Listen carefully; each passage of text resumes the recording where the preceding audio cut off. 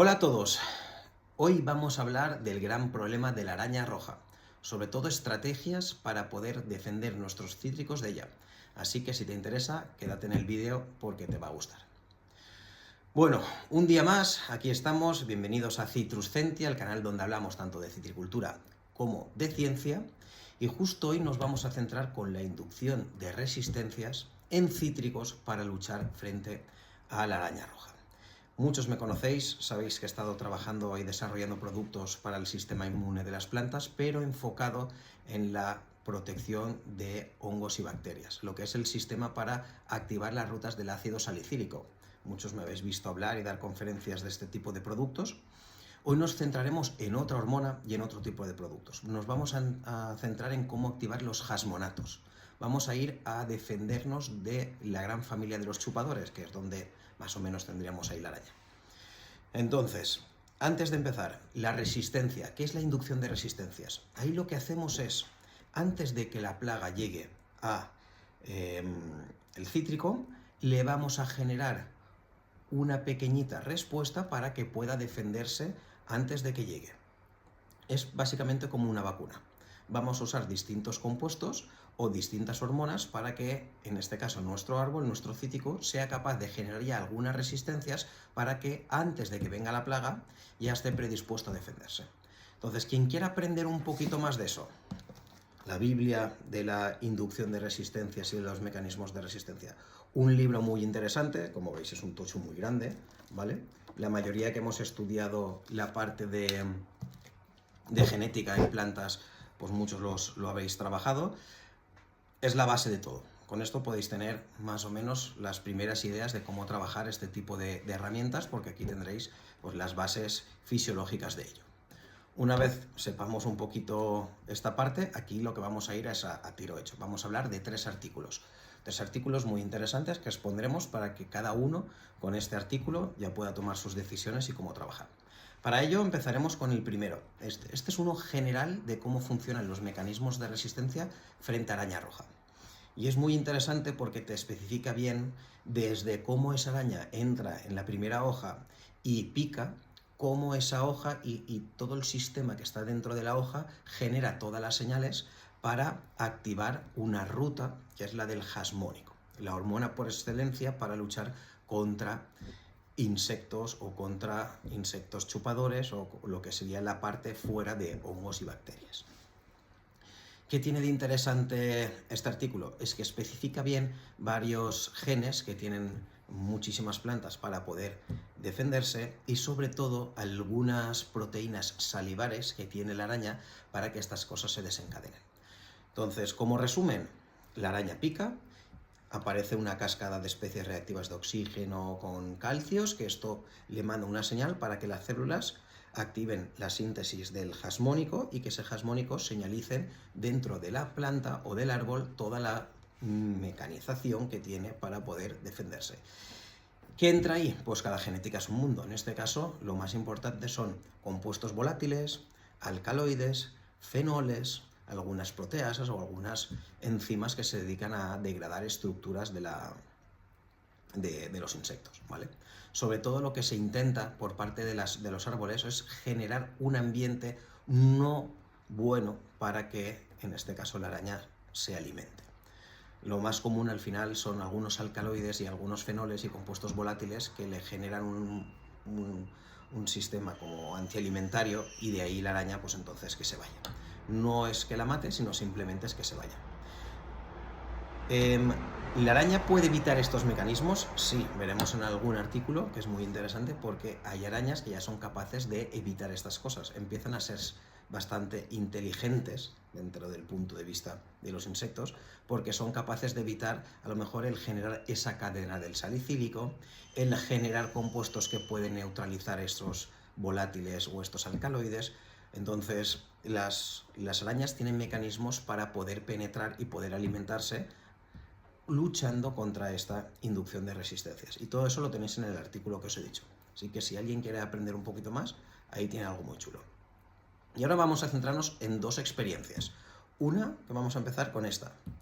Son activación del mecanismo de resistencia, sobre todo con compuestos volátiles, a través de la radiación ultravioleta. Entonces, simplemente cogemos una luz ultravioleta de distintas frecuencias, se lo aplicamos encima de los cítricos, estos cítricos generan compuestos volátiles para defenderse y las disposiciones que están en el estudio de la araña roja encima de las hojas disminuyen gracias a la síntesis de estos compuestos volátiles. Entonces ahí tenéis una explicación muy grande de cómo funcionan de varios de ellos y cómo interactúan en las colonias de la araña. Y por otra parte, que os dejo aquí, que también es muy interesante, en hablamos de las micorrizas, ¿vale? La micorrización de los cítricos. Es muy interesante, este es el primero, hay varios publicados ya, en el cual micorrizan plantas de cítricos y estas ven que la colonización de la araña es menor.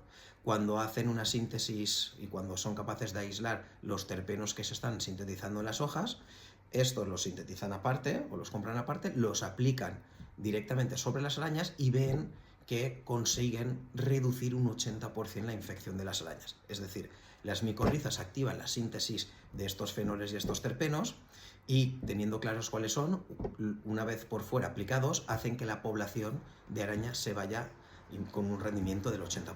Entonces es muy, muy, muy interesante. ¿Vale todo? No vale todo.